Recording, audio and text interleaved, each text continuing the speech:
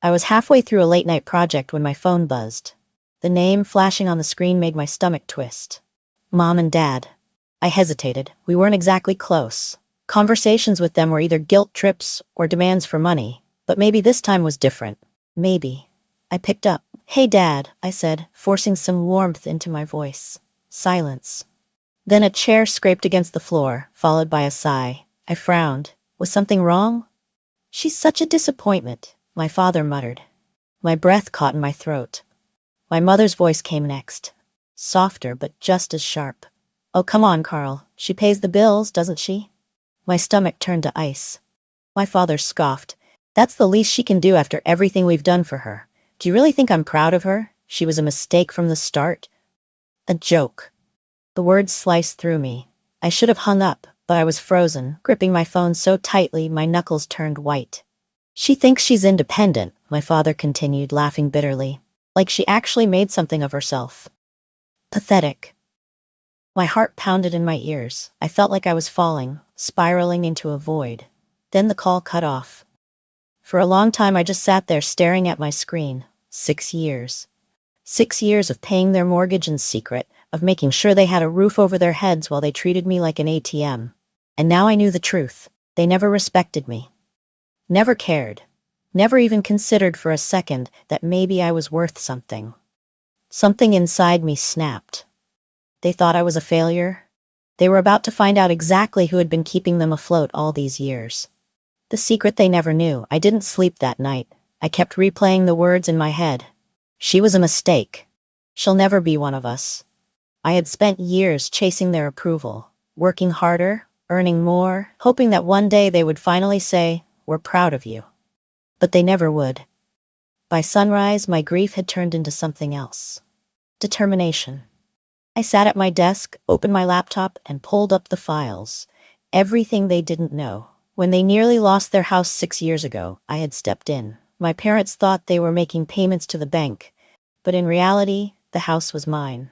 I had quietly bought their mortgage under my investment company, LXM Holdings. They had no idea. I clicked through the documents, scanning the fine print. When my lawyer suggested adding a purchase option clause, I thought it was overkill. Now I was grateful. If they missed a payment, I had the right to seize full ownership of the house immediately. And if they failed to pay rent after that, I could evict them. I exhaled, tapping my fingers against my desk. They had no idea how much power I actually had, and they were about to find out. The warning from Uncle Leo. Just as I was about to close my laptop, my phone buzzed. Uncle Leo, the only member of my family who actually treated me like a human being.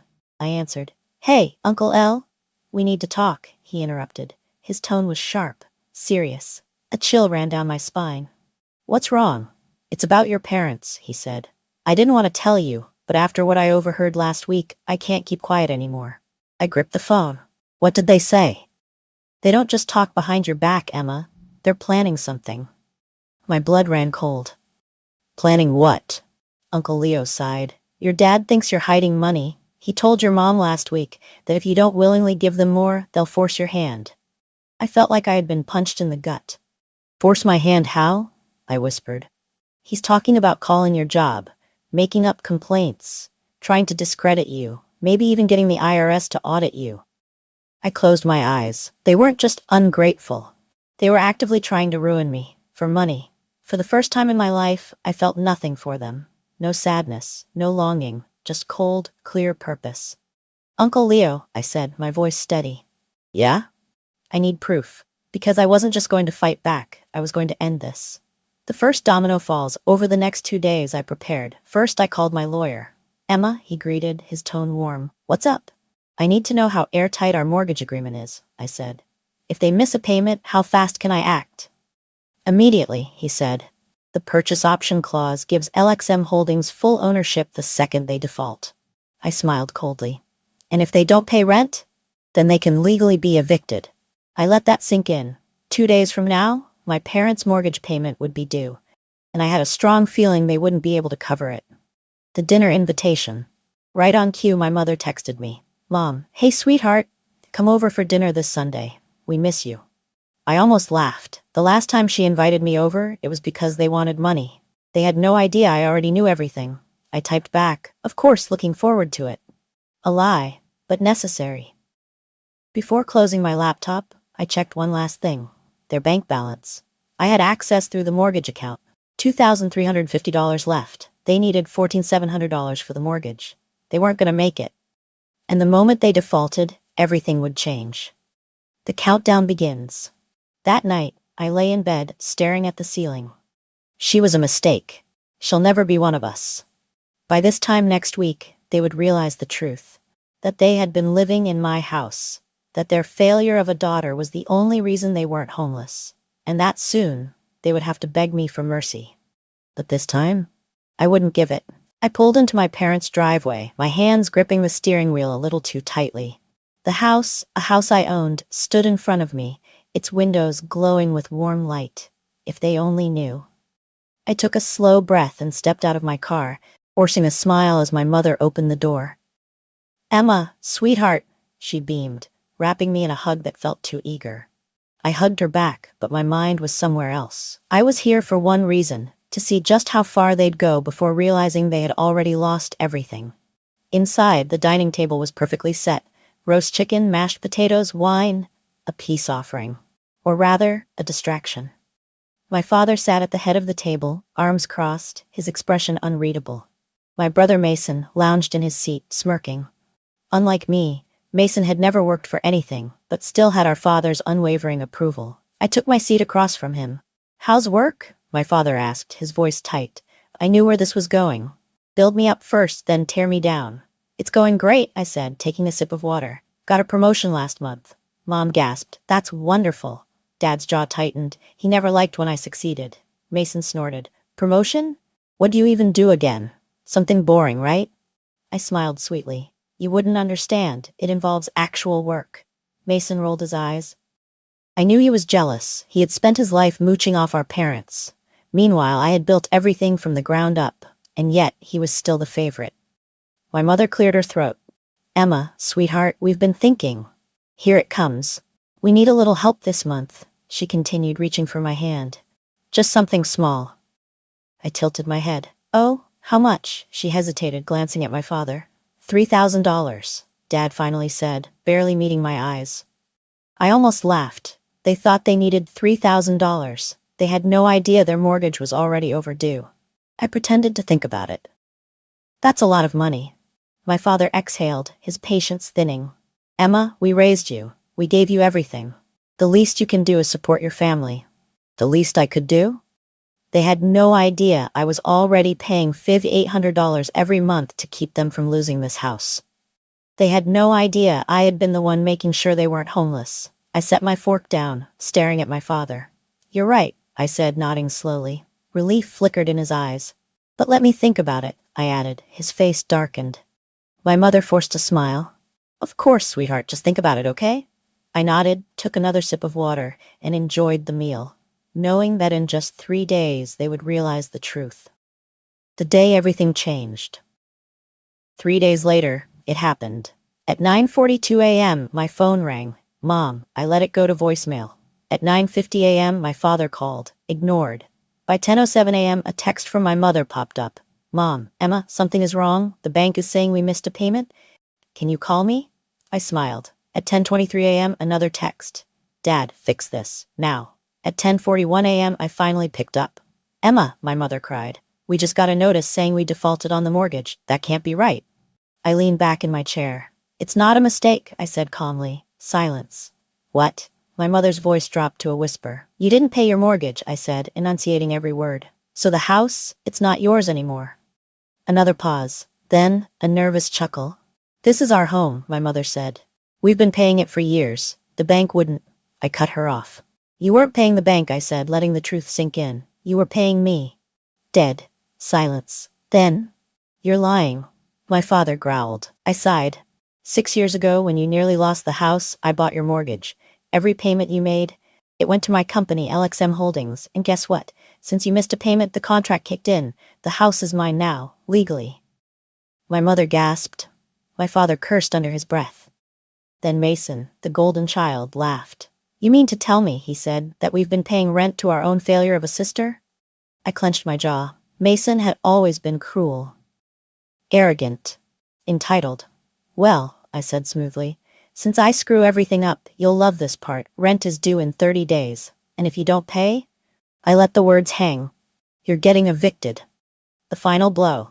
Emma, please, my mother whispered. We're family. I tilted my head. Family? I echoed. Funny, because 3 days ago I overheard Dad calling me a mistake, saying I was a failure. She flinched. Dad's jaw clenched. You wouldn't do this to your own parents, he said. You wouldn't dare. I let out a short laugh. Wouldn't I? For years they had taken from me, treated me like I owed them my success. But the second I stopped giving, they tried to destroy me. I've already spoken to my lawyer, I said coldly. If you don't pay, you're out. And if you try anything, any threats, any damage to the house, I smiled, I'll press charges. You ungrateful little. I hung up before my father could finish. Almost immediately, my phone exploded with messages. Mom. Emma, please don't do this. We're family. Dad, you'll regret this. Mark my words. You think you're so smart? You're just a pathetic loser. We'll find a way to take the house back. Watch. I read each one, then blocked their numbers. For years I had bent over backward for them. Now, I was done. They were finally going to learn what it meant to stand on their own. And if they fell, that was their problem, not mine. For 3 days, my phone stayed eerily silent. No more frantic calls, no guilt-tripping messages, no last-ditch efforts to convince me I was making a mistake. It was too quiet. I knew my family well enough to know that silence meant planning. They weren't accepting their fate. They were looking for a way out. On Wednesday morning, I got my answer. At 8:12 a.m., my phone buzzed with an unknown number. I ignored it. At 8:17 a.m., another call. Then at 8:25 a.m., an email popped up in my inbox. Subject, urgent. Home foreclosure, misunderstanding.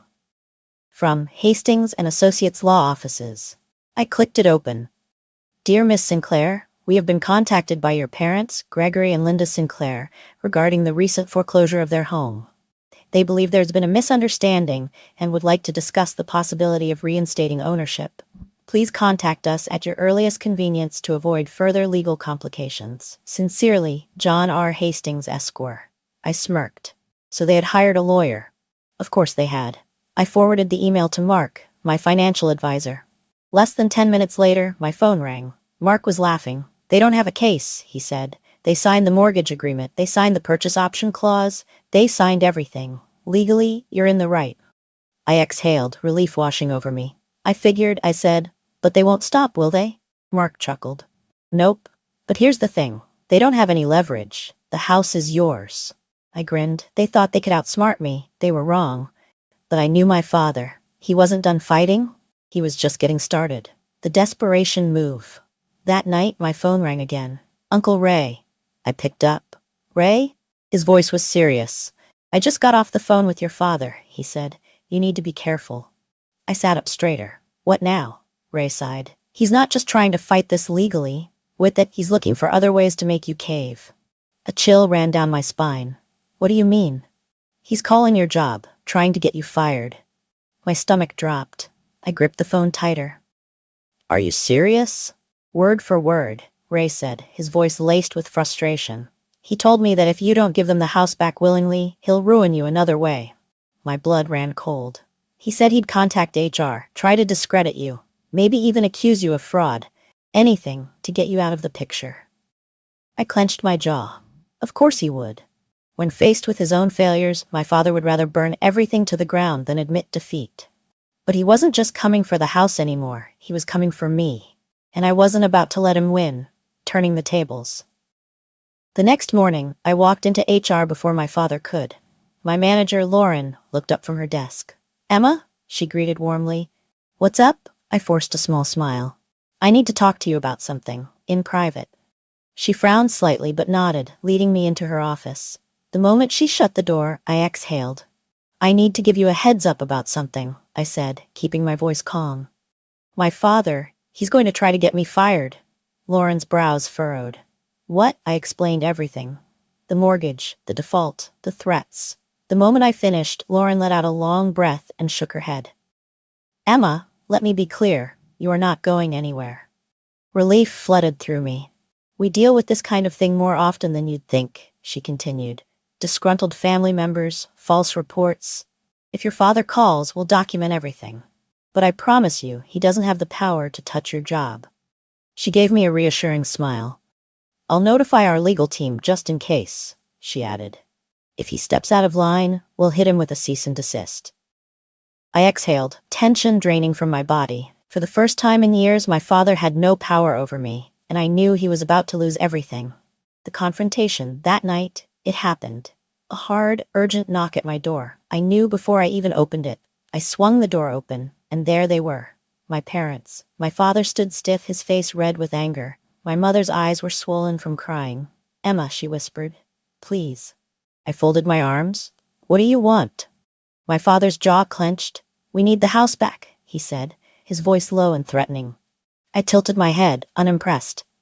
I have every right to keep it, I said. Legally, financially, morally. My mother clasped her hands together, desperate. We raised you. We gave you everything. You're punishing us for what? I cut in sharply. For calling me a failure? For saying I was a mistake? She flinched. My father's face darkened. You'll regret this, Emma, he sneered. You think you're winning? You're not. You'll never be anything without us. One day, you'll realize that. Something inside me clicked into place. The last remaining sliver of hope I had that he could ever change, shattered. I met his gaze head-on. Then I guess we'll see, won't we? Without another word, I shut the door in their faces, and for the first time in my life, I felt completely free. The aftermath. The second I shut that door, I knew. There was no going back. My parents, people I had spent years trying to impress, years hoping would finally see my worth, were now nothing more than tenants I was about to evict. And the best part, I felt nothing. No guilt, no regret, just relief. I stood there for a long time, staring at the door, my heart pounding. My father's last words echoed in my head. You'll regret this, Emma. You'll never be anything without us. A month ago, maybe even a week ago, those words would have hurt. But now they just made me laugh. They had spent years trying to convince me that I was worthless, that I was a failure, that I would never make it on my own. But now, they were the ones without a home. And me, I was finally free. I turned away from the door, grabbed my phone, and pulled up my email. There was one last thing to do. The final move. The next morning, I sent the final notice to vacate. Subject, notice to vacate, property number 12. Dear Mr. and Mrs. Sinclair, as previously notified, the mortgage agreement for the property located at 82 Willow Street is no longer in effect due to non-payment. As of today, your tenancy is officially terminated. You are required to vacate the premises within 30 days. Failure to comply will result in formal eviction proceedings. Please ensure all personal belongings are removed before the deadline to avoid legal complications. Sincerely, Emma Sinclair, owner, ES Holdings LLC.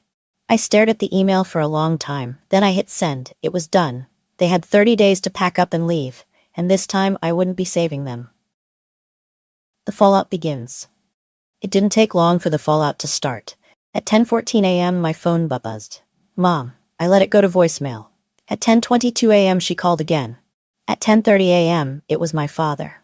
I let them sweat for an hour before I finally picked up. Emma, my mother's voice was high-pitched, frantic. There's been some kind of mistake. We just got a notice saying we've defaulted on the mortgage. But that can't be right. You have to help us. I leaned back in my chair, a slow smile creeping across my face. It's not a mistake. A stunned pause. What? I repeated, enunciating every word. You didn't pay your mortgage.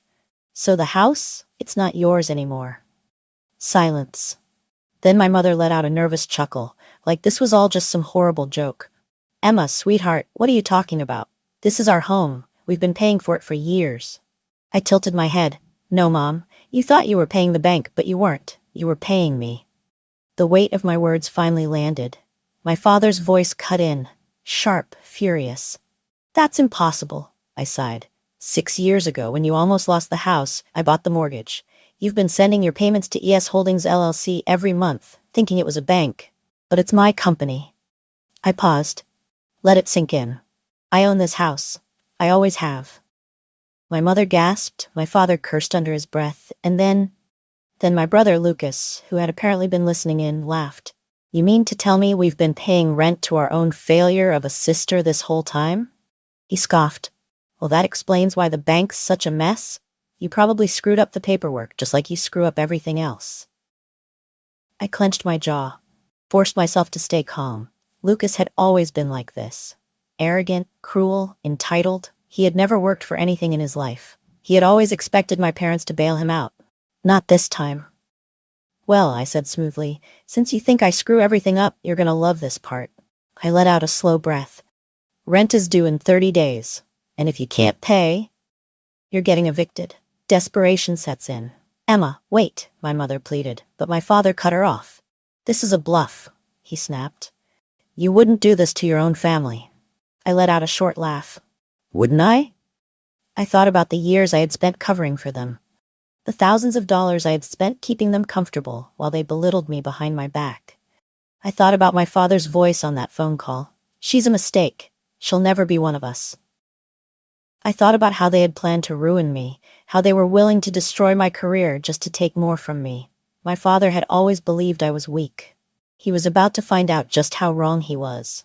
I exhaled, kept my voice calm. I've already spoken to my lawyer, I said. If you don't pay, you're out. And if you try anything, manipulation, threats, damage to the house, I will press charges. My father exploded. You ungrateful little. I hung up. Within minutes, my phone exploded with messages. Mom, Emma, please don't do this. We're family. Let's talk. Dad, you'll regret this. Mark my words. You think you're so smart? You're just a bitter, pathetic loser. We'll find a way to take the house back. Watch. I read each one. Then, I blocked their numbers. I had spent my whole life bending over backward for them. Now, I was done. I leaned back in my chair, staring out the window, letting the weight of everything settle over me. For the first time in years, I wasn't holding them up anymore. They were finally going to have to stand on their own, and if they fell, that was their problem. Not mine. The silence before the storm. The days that followed were eerily quiet. No calls, no messages, no desperate pleas for help.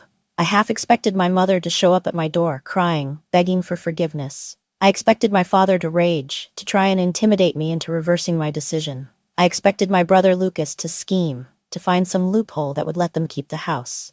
But none of that happened. Instead, they went silent. Which meant only one thing.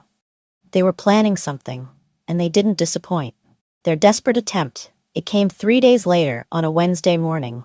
I was at work, going through emails when my phone lit up with a call from an unknown number. I ignored it. A minute later, another call. Then, an email.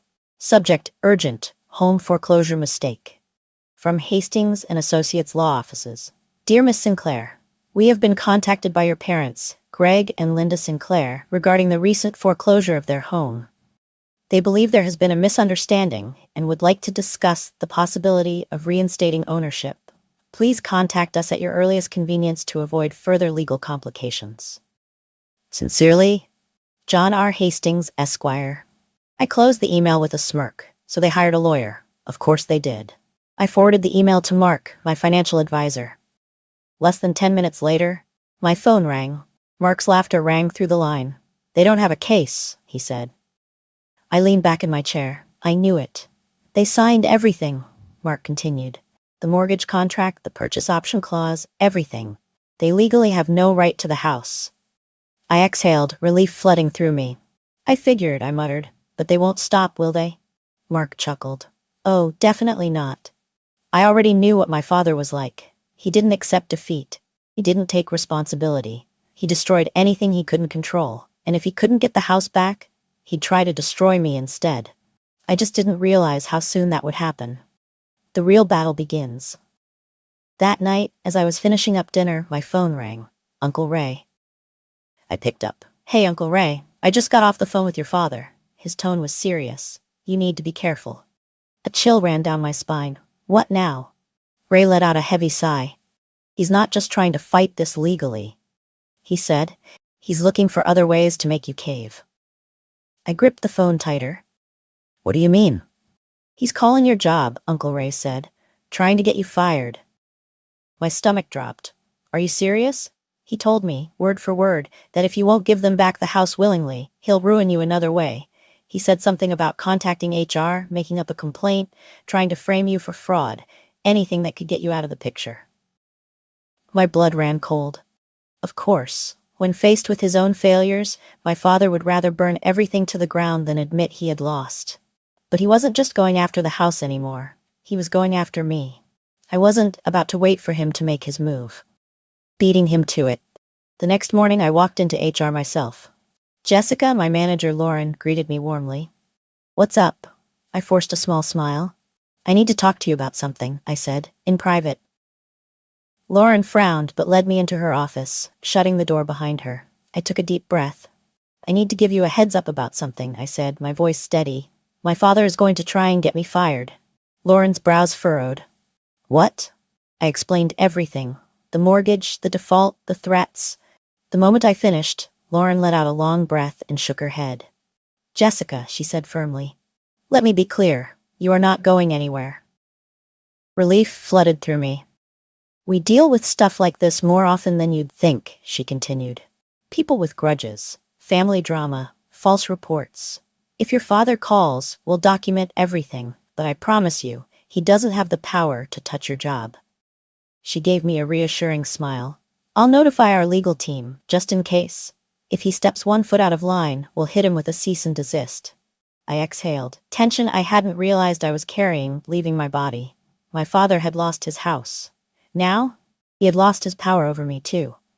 The last attempt. That night it happened. A knock at my door. A hard, urgent knock. I knew before I even opened it. I swung the door open, and there they were. My parents.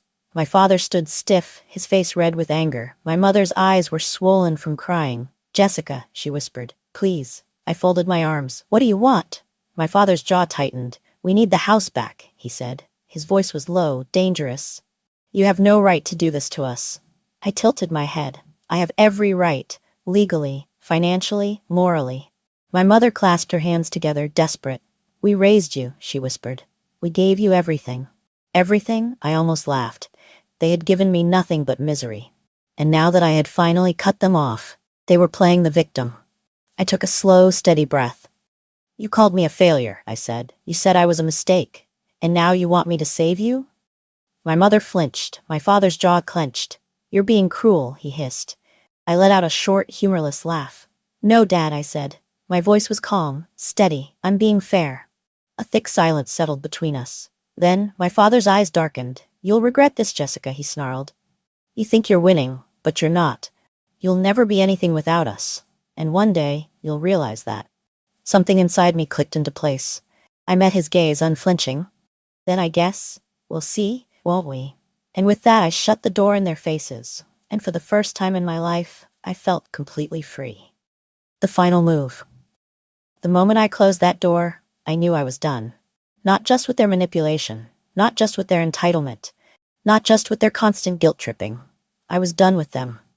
I stood there for a long time, my hands gripping the doorknob, my heart pounding in my chest. For years, I had tried to earn my father's respect. For years, I had hoped that one day he'd look at me and see someone worth being proud of. But now, I finally understood the truth. No matter what I did, it would never be enough for them. And I didn't need it to be. I exhaled slowly and turned away from the door, my mind already on my next move. Subject: notice to vacate, property number 12. At 8 a.m. the next morning, I sent the email. Dear Mr. and Mrs. Sinclair, as previously notified, the mortgage agreement for the property located at Meadowbrook Lane is no longer in effect due to non-payment.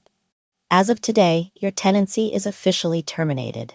You are required to vacate the premises within 30 days. Failure to comply will result in formal eviction proceedings.